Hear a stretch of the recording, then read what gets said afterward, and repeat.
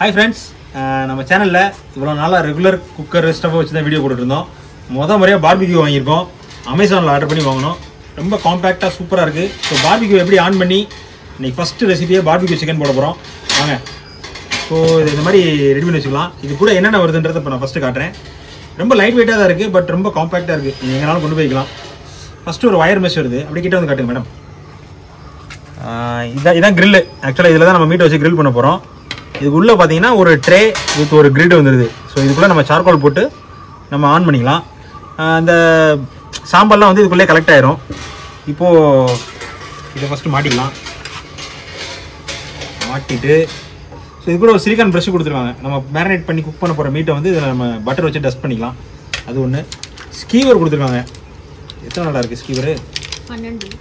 3, 2, 5, 6, 12 இருக்குது.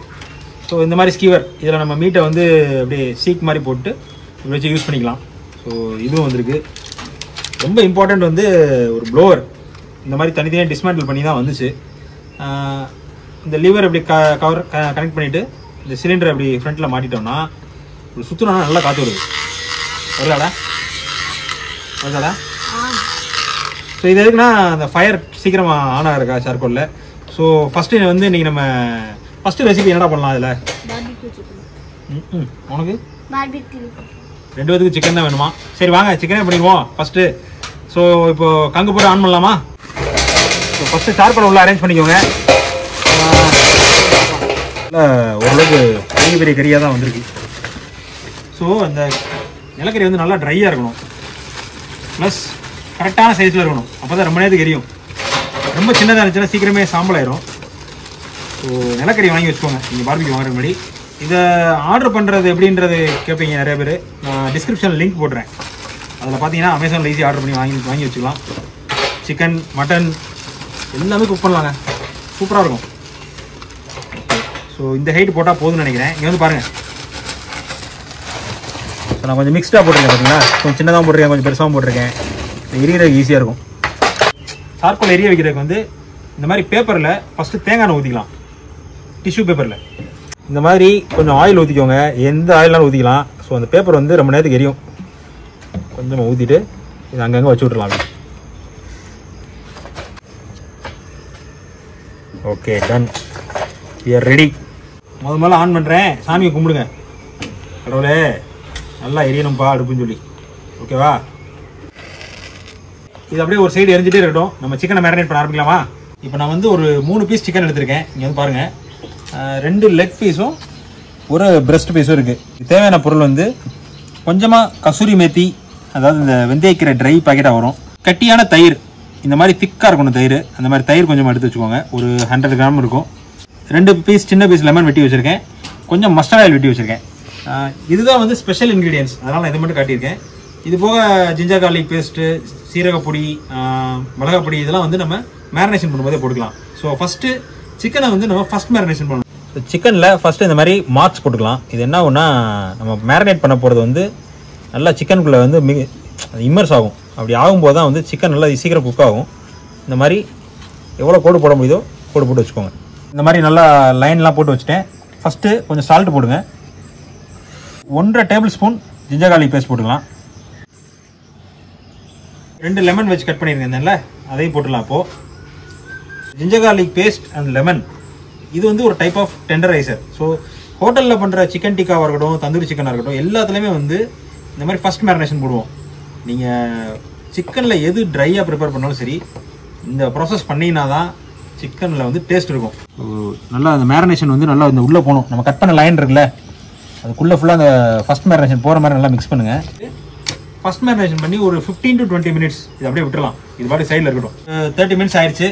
இப்போ நம்ம என்ன பண்ணலாம்னா ஃபைனல் மேரினேஷன் போட்டுடலாம். வாங்க. அந்த மேத்தி லீவ்ஸ் இருக்குல்ல, இது வந்து ஆக்சுவலாக பவுடர் பண்ணி போடணும். பட் இந்த கொஞ்சோண்டு குவான்டிட்டியில் வந்து பவுடர் பண்ண முடியாது. அதனால் நான் டேரெக்டாக அப்படியே போட்டுறேன். திக்கான தயிர் ஒரு 3 டேபிள் ஸ்பூன் அளவு போதும். ஏன் திக்காக சொல்கிறேன்னா அந்த மேரினேஷன் வந்து நம்ம குக் பண்ணும்போது உடஞ்சி போகாமல் இருக்கும். அதுக்காக தான். ஸோ இல்லை தண்ணியாக இருக்க தயிர் போட்டீங்கன்னு வச்சுக்கோங்களேன், அது என்ன ஆகும்னா குக் பண்ணும்போது தயிர்லாம் செப்பரேட் ஆகிரும். ஓகே, இப்போது என்ன பண்ணுங்கள், கொஞ்சமாக மஸ்டர்ட் ஆயில் ஊற்றுங்க. ஹோட்டலில் வந்து மஸ்டர்ட் ஆயிலை ஹீட் பண்ணி நம்ம யூஸ் பண்ணுவோம். பட் நம்ம வீட்டில் நீங்கள் கொஞ்சமாக பண்ணுறதுக்கு அந்த ப்ராசஸ் பண்ணுறது கொஞ்சம் கஷ்டம். அதனால் கொஞ்சமாக மஸ்டர்ட் ஆயில் ஊற்றிக்கலாம். சில்லி பவுடர் 1 டேபிள் ஸ்பூன் போடுறேன். கொஞ்சமாக சீரகப்பொடி, கொஞ்சமாக கரம் மசாலா பொடி, சாட் மசாலா கொஞ்சம் நல்லா மிக்ஸ் பண்ணலாம். ஸோ இது போக பிளாக் சால்ட் போடணும். இங்கே இருக்க இடத்துல பிளாக் சால்ட் கிடைக்கல. பட் பிளாக் சால்ட் இல்லாமல் பெருசாக ஒன்றும் டிஃப்ரென்ஸ் இருக்காது. பட் ஹோட்டல்ஸ்லாம் பிளாக் சால்ட் போடுவோம்.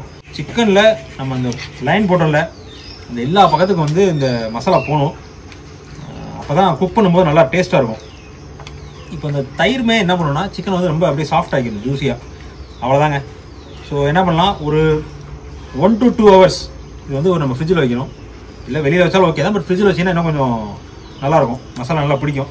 அதுக்கப்புறம் நம்ம புது பார்பிக்யூவில் முதல்ல குக் பண்ணிடலாமா?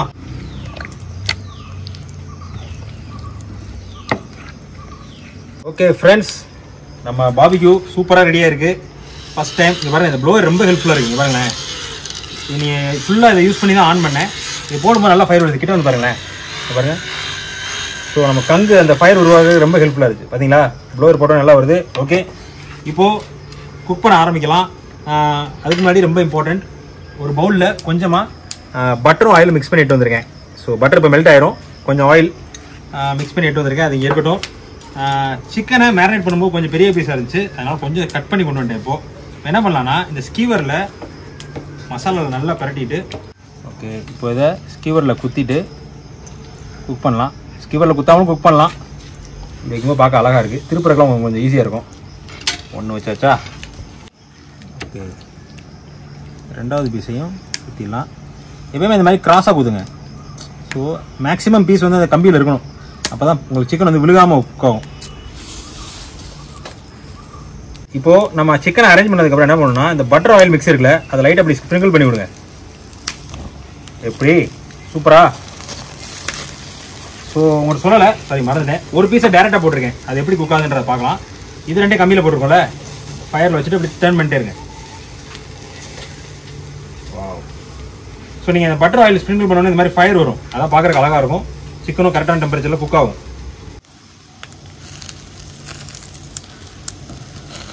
ஓகே, ஒரு சைடு கலர் வந்துருச்சு, லைட்டாக திருப்பி விட்டுக்கலாம். ஸோ நான் பாருங்களேன், இந்த நான் சொன்னேன்ல, நீ வந்து பாருங்கள், கிட்ட வாங்க. நம்ம கட் பண்ணி இப்படி ஸ்ப்ளிட் பண்ணணுமா, மசாலா உள்ளே நல்லா ஈஸியாக வேகும். பாருங்கள், இங்கே பாருங்கள், நல்லா கலர் வரும், ஈஸியாக வெந்துடும். குக் ஆகிட்டே இருங்க, நல்லா டர்ன் பண்ணி விட்டுட்டே இருங்க, ரொம்ப இம்பார்ட்டன்ட். இந்த மாதிரி ஒரு டாங் உங்களுக்கு கண்டிப்பாக தேவைப்படும். இடுக்கின்னு சொல்லுவாங்க வீட்டில். ஸோ டாங் ஹோட்டலில் அதை வச்சுக்கோங்க. இந்த மாதிரி டேரெக்டாக குக் பண்ணிங்கன்னா அதெல்லாம் அப்படி டர்ன் பண்ணுறதுக்கு உங்களுக்கு நல்லா வசதியாக இருக்கும். கரெக்டான டெம்பரேச்சரில் இருக்குங்க. நம்மளோட பார்பிக்யூ வந்து நல்லா ஃபயர் கரெக்டாக குக் ஆகிருக்கு, அந்த சார்கோல்லாம். என்ன சார் இவ்வளோ ஆயில் ஊற்றுறீங்க, இவ்வளோ ஆயில் வேஸ்ட் ஆகும்னு நினைக்காதீங்க. அப்போ அந்த ஃபீலிங் நல்லாயிருக்கும். ஐ மீன் இந்த ஃபயரோட குக் பண்ணுறதுக்கு நல்லாயிருக்கும். எவ்வளோ டைம் ஹோட்டலில் இதெல்லாம் குக் பண்ணியிருக்கேன், பட் யூடியூப்பில் ஃபஸ்ட் டைம் உங்களுக்காக காட்டுறது, வீட்டில் நான் இந்த எஃபர்ட் எடுத்து பண்ணுறது வந்து ஒரு தனி ஃபீலிங்காக தான் இருக்குது. நல்லாயிருக்கு.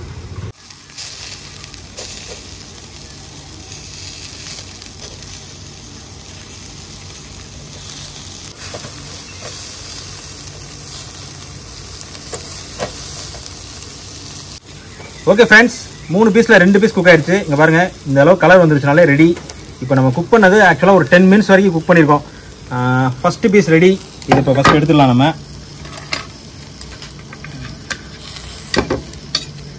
ஓகே, செகண்ட் பீஸும் ரெடி ஆயிடுச்சு. பார்த்தாலே தெரிஞ்சிடும். நீங்கள் ஃபஸ்ட் டைம் பண்ணும்போது உங்களுக்கு டவுட்டாக இருக்கும். இப்போ பாருங்கள், இந்த மாதிரி பீஸ் செப்பரேட் ஆகுதா, இப்படி இழுத்தாலே பிச்சுட்டு வருது பாருங்கள், அப்புறம் குக் ஆயிடுச்சுன்னு அர்த்தம். ஓகே, இந்த 3ஆவது பீஸ் மட்டும் கொஞ்சம் டைம் ஆகும், அது மட்டும் நல்லா குக் பண்ணிக்கலாம். இப்போ இருக்க இந்த ஃபயர் இருக்குல்ல, இந்த சார்கோல் எவ்வளோ இருக்குல்ல, இதை வச்சு இன்னும் நம்ம ஒரு 10 பீஸ் குக் பண்ணலாம் தாராளமாக. அந்த அளவுக்கு இப்போ நம்மளோட ஃபயர் இருக்குது. ஸோ ஃப்ரெண்ட்ஸ், நம்ம வீடியோவில் ஃபஸ்ட்டு பார்பிக்யூ ரெடி. டேஸ்ட் பார்க்க போகிறேன். பார்க்குறதுக்கு நல்லா இருக்குது. ஒரே ஒரு குறை தான், பக்கத்தில் நீங்கள் இல்லை. நீங்கள் இருந்தீங்கன்னா நம்ம எல்லாம் ஷேர் பண்ணி சாப்பிடலாம். டேஸ்ட் பார்த்துக்கிட்டா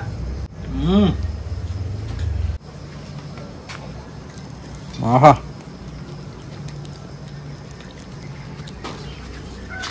சூப்பராகுங்க. ஸோ இந்த கிரில்லர் எப்படி வாங்கணுன்றது, ஐ மீன் இந்த பார்பிக்யூ எப்படி வாங்கணும்னு லிங்க் போட்டிருக்கேன் டிஸ்கிரிப்ஷனில். அமேசானில் ஆர்டர் பண்ணிடுங்க.